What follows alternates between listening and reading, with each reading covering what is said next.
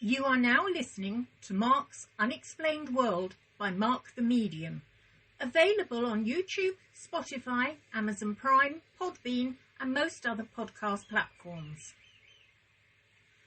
Tonight's episode is about the missing children of the Runaway Train song. So it's over to you now, Mark, to run away with this week's episode.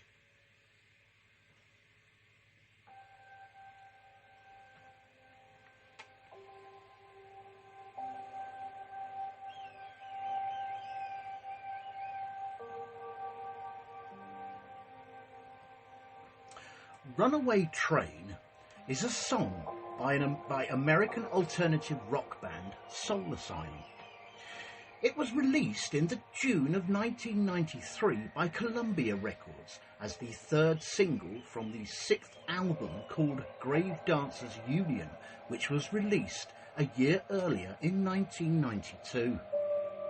The accompanying music video for Runaway Train was directed by the English director of films, music, videos, advertisements and documentaries, Tony Kaye, and received heavy airplay during its duration on both music channels MTV and VH1, with several versions of the video being made. The video for the United States version begins with a fade to a black screen with big white block text reading, "There are over 1 million youths lost on the streets of America," while the UK version begins with 100,000 youths are lost on the streets of Britain. The next scene on both videos shows a drawing of an adolescent girl with a voiceover saying that the drawing is by a girl who had run away more than 110 times.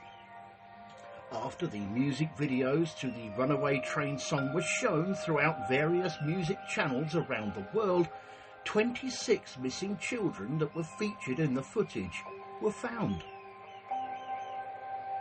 Greetings, Unexplainers.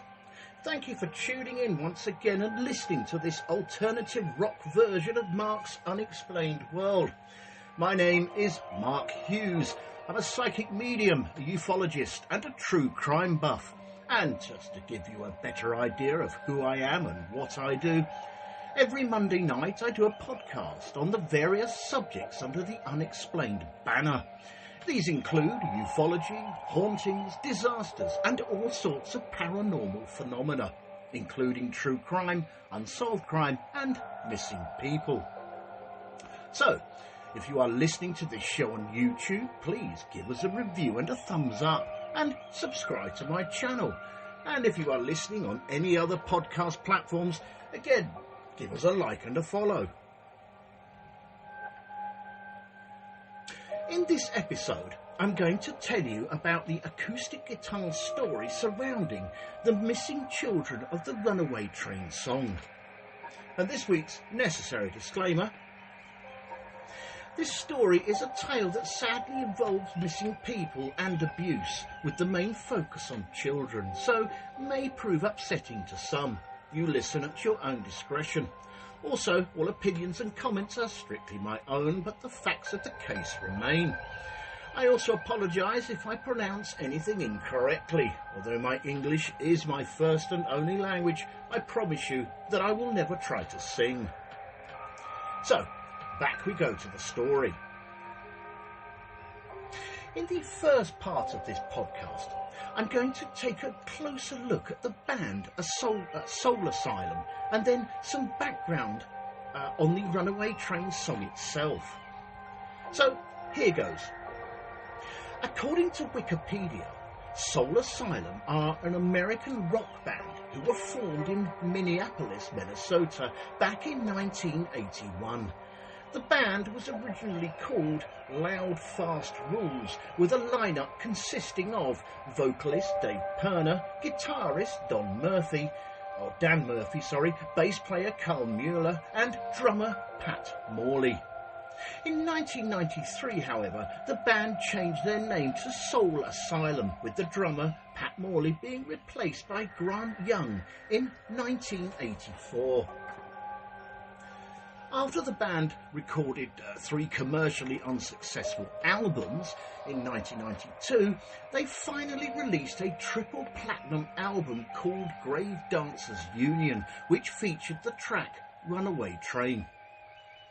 3 years later, in 1995, the band also scored a platinum record with the album Let Your Dim Light Shine, followed by the 1998 album Candy from a Stranger. The band released 4 more albums over the next 15 years, with their most recent one called Hurry Up and Wait, which was released in 2020 and was their 12th studio album release. Unfortunately, in the May of 2004, the bassist Carl Poolar was diagnosed with throat cancer and underwent treatment for it, and in the October of 2004, a benefit concert was held for him at the Quest nightclub in Minneapolis.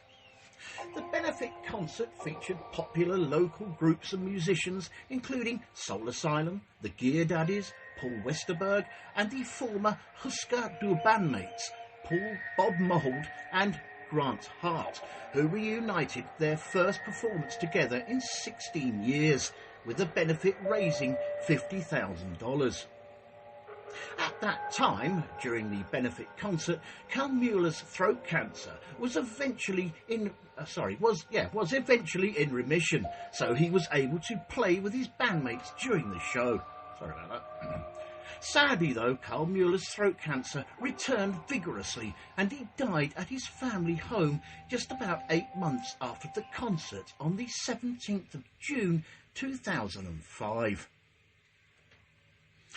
On the 11th of July, Soul Asylum eventually released a new album called The Silver Lining, which was their first album of new material since the album Candy from a Stranger, which had been released 8 years earlier. And after a few tours, change of band members and various other things that can happen in a successful band's personal and professional life, and just to bring you up to date on the band's activities, in the June of 2024, the band released a single called Trial by Fire, followed by another single called High Road, which was released on the 17th of July, with both tracks being from their upcoming 13th studio album called Slowly But Surely, which is set to be released in the fall of this year, 2024.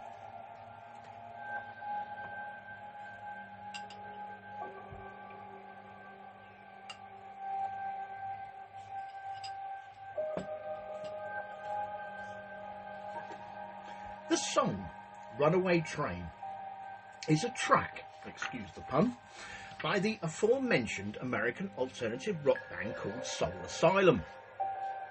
It was released in the June of 1993 by Columbia Records as the 3rd single from the band's 6th album, which was called Grave Dancers Union, in 1992.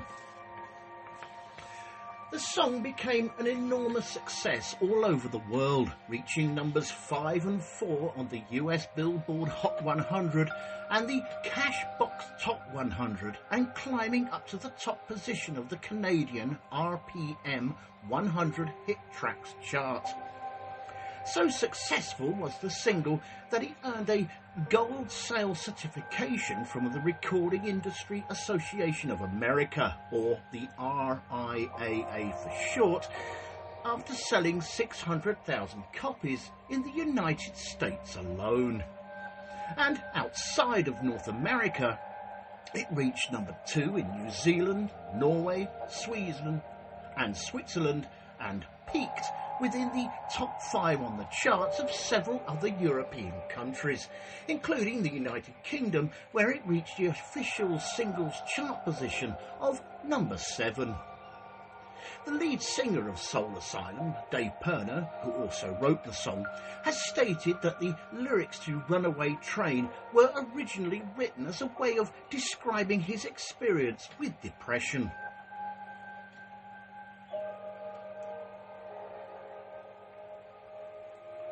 The song itself, although it is an excellent track, and again I excuse the pun, is probably most memorable for its accompanying music video, which, although it was directed by Tony Kaye, is mainly notable for featuring images of missing people, with most of them being young children and teenagers. On an interesting side note, Tony Kaye is an English director of films, music videos, advertisements and documentaries. He made his name as a director of television commercials with award-winning spots for British Rail Intercity and the Solid Fuel Advisory Council, as well as his 1993 advertisement for Dunlop tyres. By 1996, he had won 23 British Design and Art Directions Awards, and in 2012 was jointly named the most awarded director, co-equal with Frank Budgeon, at the organisation's 50th anniversary. Tony Kaye made several music videos, including the video for God's Gonna Cut You Down by Johnny Cash, Danny California by Red Hot Chili Peppers, and What God Wants by Roger Waters. The video to Runaway Train received heavy airplay on the music channels MTV and VH1 during its duration of popularity, which is probably one of the factors that helped it to achieve winning the Grammy Award for the Best Rock Song of 1993.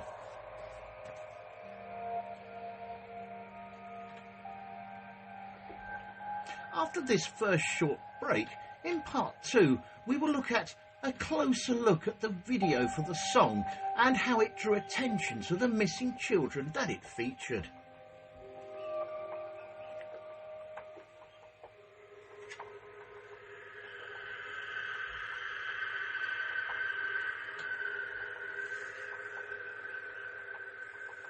This show is brought to you courtesy of Neil Packer and the Haunted Antiques Paranormal Research Centre. Find them online at www.hauntedresearchcentre.com or at 9 to 11 Regent Street, Hinckley, LE10 1AW. Open on Saturdays from 10 a.m. to 4 p.m. for guided tours of the haunted rooms at just £3 per person. Booking is essential at all times, and over 16s only, please, unless accompanied by an adult. The haunted rooms are extremely haunted, and paranormal activity could and has taken place at any time. Some areas and particular objects or items can be quite scary and unnerving. Membership is available for £25 to qualify for selective offers. And why not download the app, available on both iOS and Android for only $3.99, to keep up to date with what is coming up at the centre. Thanks for listening to Mark's Unexplained World. If you are interested in parapsychology, quantum sciences, and true encounters with the other side, you may wish to visit The Weird Walk Home. That's my show on YouTube. Also, stay tuned, because After Dark with Tilly and Mark is creeping your way in June. Additionally, if you are interested in weird sciences, you may like to purchase my brand new book on Amazon. That would be Weird Time by Tim R. Swartz. It features lots of strange explanations and encounters with time from myself and other notable names like Lon Strickler and more. Thanks for listening.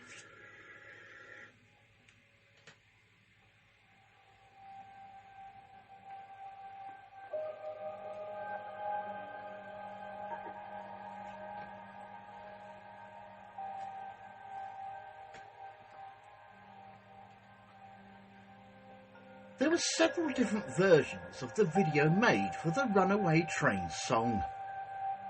For example, the video made for the United States audience began with a fade to a black screen with big white block text lettering that read, and I quote, "There are over 1 million youths lost on the streets of America." While the version for the UK audience began with, and again I quote, 100,000 youths are lost on the streets of Britain.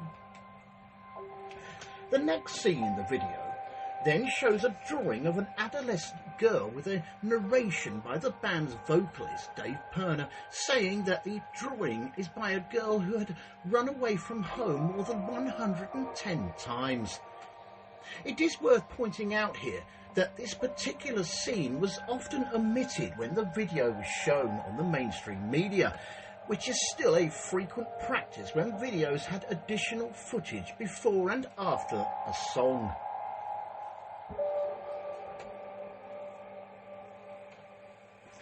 Just to let you know before I continue that for the next couple of minutes or so I will be discussing various cases of child abuse and abduction, so listener discretion is advised. After Dave Pirner gives his narration, the video continues with various shots of the band playing the song whilst Pirner sings. During the first verse of the song, a child is shown witnessing his grandfather beating and eventually killing his grandmother before the child runs off in fear. And during the second verse of the song, a young teenage girl is pimped as a prostitute and initially purchased by the aforementioned abuser from the first verse. The young teenage girl is then seen being dragged into a van by a gang, and then later she is seen being picked up by the paramedics and taken to the hospital after getting beaten up. Also, during the song's video, a small boy is snatched from his pram by an older woman, with his mother running after the kidnapper's car.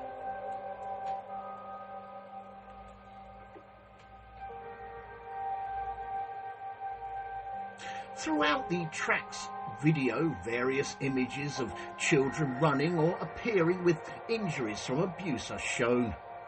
And during the choruses of the song, pictures of missing children would appear on the screen. And after each picture was shown, the child's full name would appear in large capital letters on the screen, along with the year that they had been missing since. When the video is finished, in an ending also not regularly shown on mainstream media, the band's vocalist, Dave Pirner, says in front of the camera, and I quote, "If you've seen any one of these kids, or you are one of them, please call this number." And then the following screen shows a number that one could contact. On a side note here, MTV cut this part of the video out. Why on earth would they do that? I hear you ask. Well, apparently it was because the MTV execs did not want their audience to get confused and think that the video was a public service announcement. However, VH1 always shows the UK version in its full length.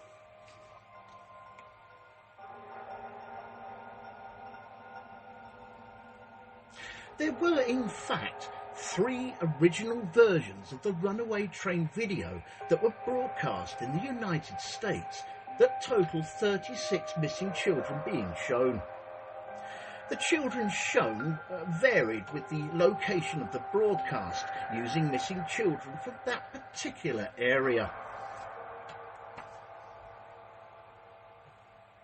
According to the director of the Runaway Train video, Tony Kaye, 26 of the shown 36 missing children were later found after being featured in the footage.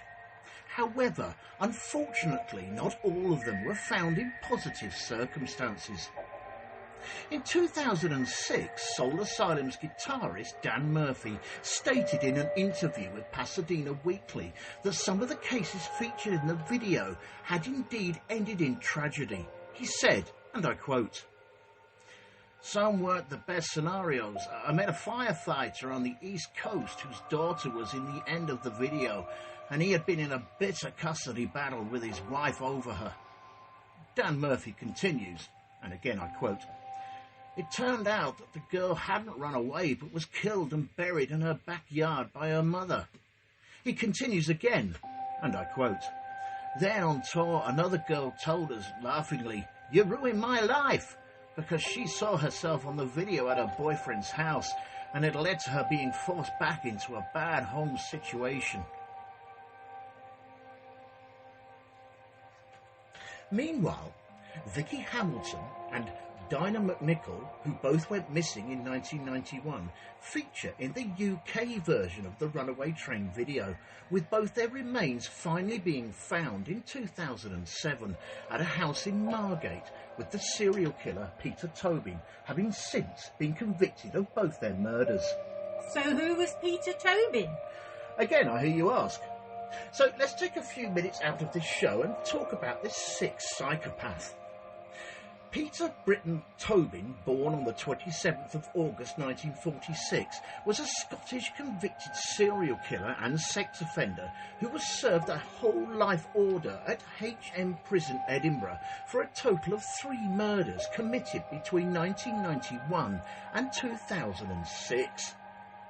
With the police also investigating Peter Tobin over the deaths and disappearances of other young women and girls.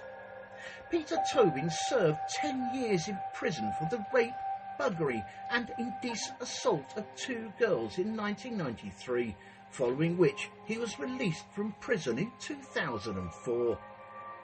3 years after his release, he was sentenced to life with a minimum of 21 years for the rape and murder of Polish student Angelika Kluk in Glasgow in 2006. Later, in 2007, the remains of 2 teenagers, the aforementioned Vicky Hamilton and Dinah McNichol, who went missing in 1991, were subsequently found at his former home in Margate, in Kent. Peter Tobin was convicted of the murder of Vicky Hamilton in the December of 2008, which resulted in his minimum sentence of 21 years being increased to 30 years behind bars. That, and with the murder of Dinah McNichol in December 2009, turned his sentence into a whole life order. Peter Tobin was diagnosed as a psychopath by a senior psychologist, and it was thought he might be related to the Bible John murders of the late 1960s, although police did eventually rule him out as a suspect of those killings. It has been reported that he claimed to the prison psychiatrist to have murdered 48 people. Peter Tobin died at the Edinburgh Royal Infirmary on the 8th of October 2022 at the age of 76. And on the 16th of October 2022, his ashes were scattered at sea after no relatives or next of kin claimed his body.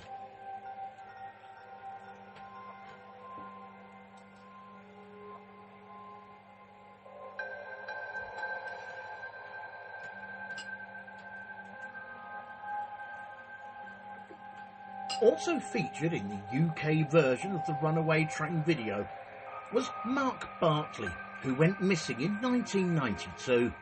Now, according to Wikipedia, he was recognised in the video by a man who knew him, and, according to this man who knew him, he was staying in the tenant's house below him, but at the time was unaware of Mark's missing status.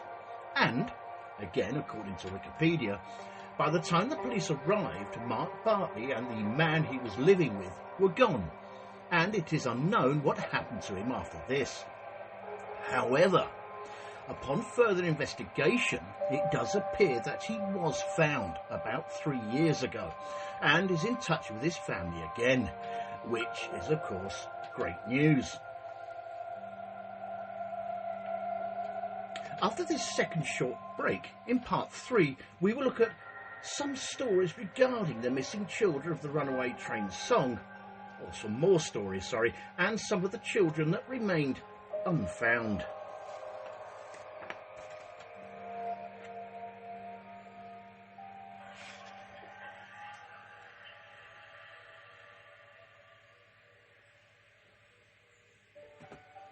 Fright Nights was established in 1999 as the first company in the world to offer overnight ghost hunt experiences to the general public. pioneering paranormal events since the last century. Fright Nights operate at hundreds of the UK's most haunted and exclusive venues.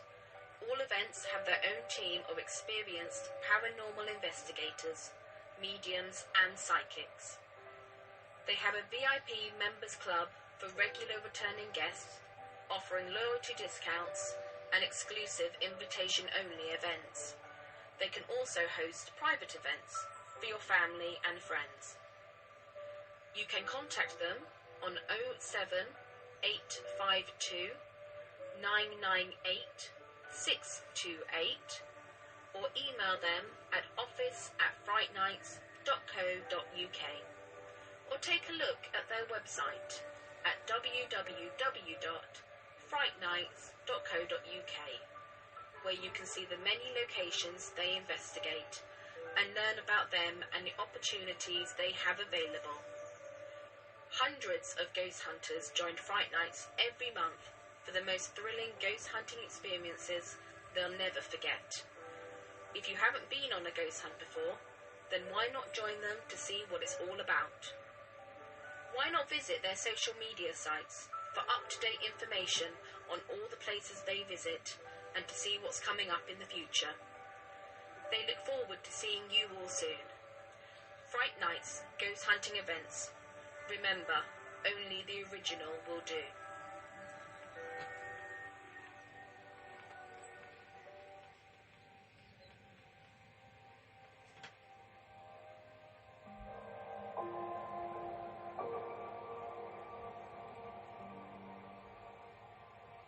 Another missing person to have been featured in the US video for the Runaway Train song was 14-year-old Curtis Huntsinger.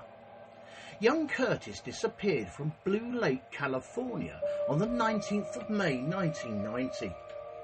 At the time of his disappearance, he was originally considered a runaway, but as the years passed, the police began to suspect foul play, which led to a family friend, a man called Stephen Daniel Hash, being charged with voluntary manslaughter of Curtis Huntsinger in the December of 2008. Days later, Stephen Hash attempted to plead guilty. However, the judge was having none of it and refused to let him. So, Stephen Daniel Hash led the police to Curtis Huntsinger's body, which, after 20 years, was found entangled in tree roots in a shallow grave on the outskirts of Blue Lake. And as a result, Stephen Daniel Hash pleaded guilty to manslaughter, which meant that in 2009 he was sentenced to 11 years in Folsom State Prison.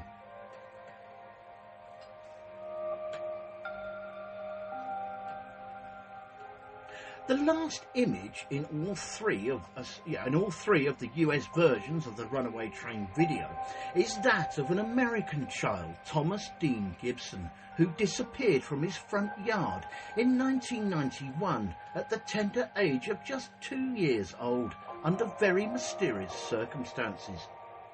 On the morning of Thomas Dean Gibson's disappearance, his father, Larry Gibson, who was at the time the deputy sheriff of Douglas County, left the family's home to go on a jog.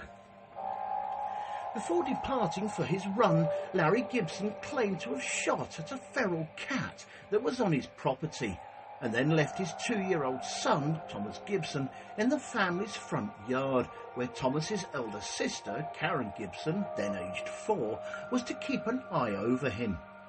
However, when returning from his jog, Larry Gibson and his wife, Judith Gibson, realised that their son Thomas was missing. The Gibsons' 4-year-old daughter, Karen, initially told law enforcement during her questioning that she had witnessed a man and a woman pull into the family's driveway in a truck and abduct Thomas. Unfortunately, though, the couple in question could not be identified, and with the initial search efforts for the 2-year-old Thomas Gibson proving fruitless, as a consequence, Larry Gibson formally resigned from his position in the Sheriff's Department before relocating with his family in 1992 to Montana. In 1993, Judith Gibson separated from her husband Larry and returned to Oregon with their eldest daughter Karen and their newborn child, another daughter called Lisa. It was around this time that their eldest daughter, Karen Gibson, admitted to law enforcement that she had witnessed her father, Larry Gibson, beating her baby brother Thomas outside on the day of his disappearance before placing him inside his patrol car. So, with that information, Larry Gibson was charged with the second-degree murder of Thomas Gibson's death in the April of 1994, even though his remains could still not be located. And even though Larry Gibson consistently protested his innocence in the March of 1995, he was convicted of manslaughter and served less than 1 year before he was released from behind bars. 2-year-old Thomas Gibson's case received significant media attention at the time, even airing in 2 episodes of the TV show Unsolved Mysteries. Age-progressed photos of Thomas Gibson at the ages of 18 and 21 were released in 2009 and 2012 respectively by the National Centre for Missing and Exploited Children, and as of 2024, Thomas Gibson's whereabouts are still unknown. He is the youngest child featured in this Soul Asylum's Runaway Train video.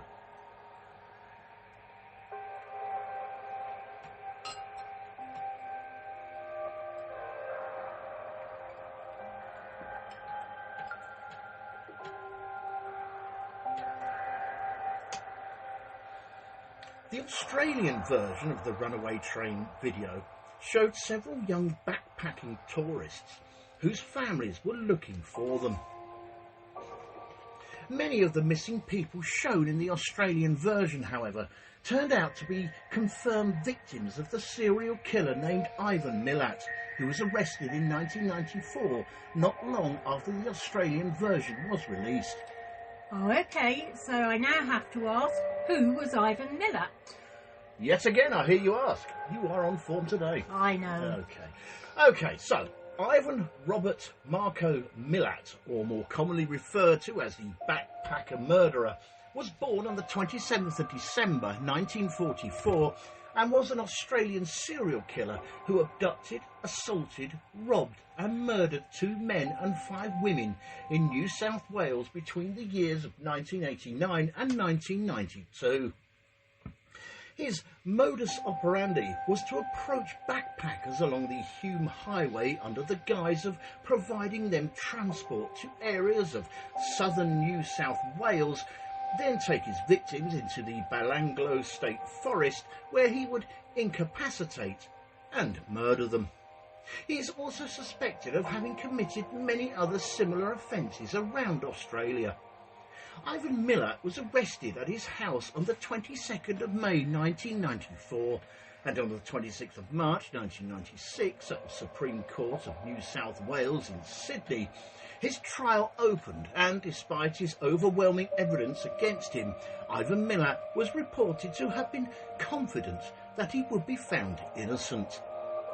But on the 27th of July 1996, after 18 weeks of testimony, a jury found Ivan Milat guilty of serial murder and given a life sentence on each count without the possibility of parole.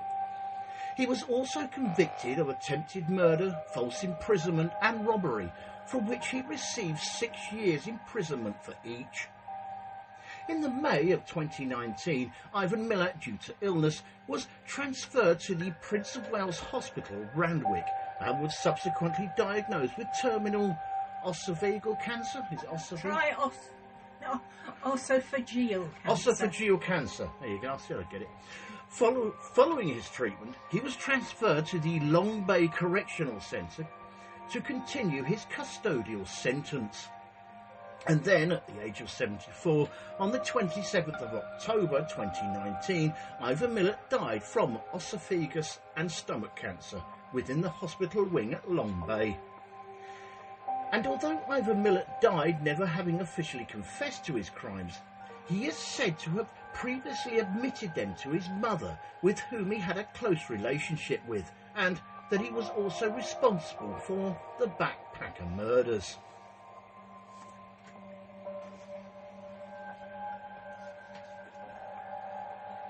Soul Asylum's Runaway Train video also features, but still missing as of February 2021, the following people: Christopher M. Kurz, Martha W. Dunn, Andrea D. Durham, Wilder M. Benoit, Byron E. Page, Kimberly S. Doss, Dwayne E. Fochman, John F. Lango, Patrick S. Betts, and Christina A. Woods. If you are in the UK and have any information regarding any of the missing people in this episode, please contact Missing People on 116000 or visit their website www.missingpeople.org.uk. If you are in the US, please call 877-876-6722 or alternatively visit the website www.nmpaa.org. And lastly, for Australia, please contact 1-800-333-000 or visit their website at www.missingpersons.gov.au. All these contact details will be published in the show's description on all the podcast platforms and YouTube. Thank you for taking the time out to listen to this episode of Mark's Unexplained World. In our next episode, show number 111, we are going to be looking at the Herman Poltergeist House. The Herman Poltergeist House is said to be the genuinely terrifying real-life ghost story that inspired the 1982 supernatural horror movie Poltergeist. It was in the late 1950s, and something strange was brewing in a typical ranch-style home in Seaford, Long Island. One February afternoon in 1958, James Herman got a call at work from his wife, Lucille, to tell him something strange was happening at home. His teenage children had heard strange popping sounds that they could not explain, but later, when inspected the home, they found a variety of liquid substances around the house that had inexplicably popped out of their bottles, including shampoo, bleach, and a vial of holy water. However, this was just the beginning of the strange incidents that became more frequent and violent in the Herman home.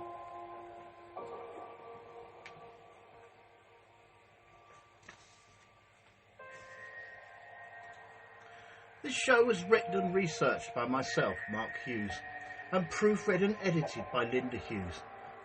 The pronunciation of Osophagal, is that right? Osophagal, was all mine. Oh, I don't know. The actors in this episode were Mark Hughes, Linda Hughes, Denise Poolar and Tilly Treadwell from the Weird Walk Home podcast. With special thanks to Neil Packer and the staff at the Haunted Antiques Paranormal Research Centre in Hinckley. And of course a big thank you to everyone for listening.